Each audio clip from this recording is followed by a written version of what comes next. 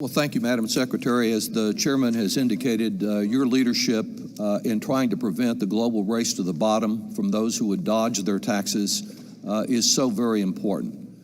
We know here that after agreeing to the global minimum tax agreement, Poland has come up with last-minute objections either for themselves or on behalf of someone that doesn't want to pay their taxes.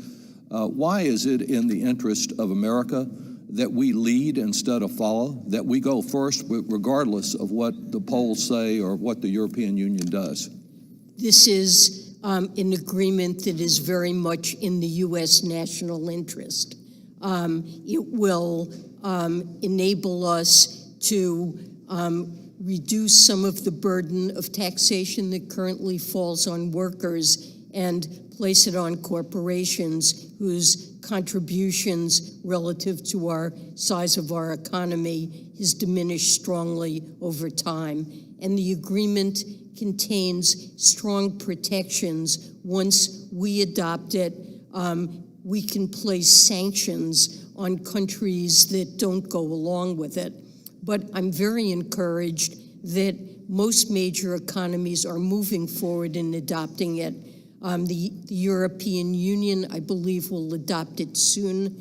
We've talked with Poland, and I'm very hopeful that Poland will soon decide that it's in their interest to agree to this. I've tried to explain to their senior leadership that it is not only in the U.S. interest, but also in Poland's interest to reduce the prevalence of tax shelters around the world, and it will help them compete better. Ireland, that was initially reticent to join, has come to that perspective. I think the same applies to Poland. Well, and for the United States, this will level the playing field. We're the only country in the world that currently has a minimum tax that we impose on the foreign income of our multinationals.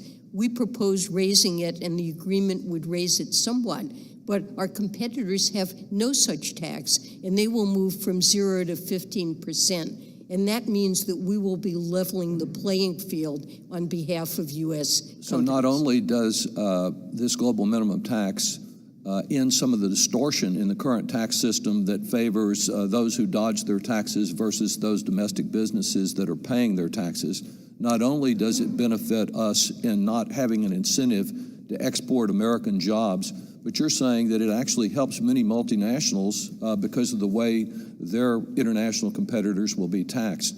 As to Pillar 1, which is not even yet, the negotiations are not even complete, as you were telling Mr. Brady, it's not a matter of just comparing the tax that you're working on getting an agreement with doing nothing. If we do nothing, won't many of our technology companies be exposed to multiple digital service taxes in other countries?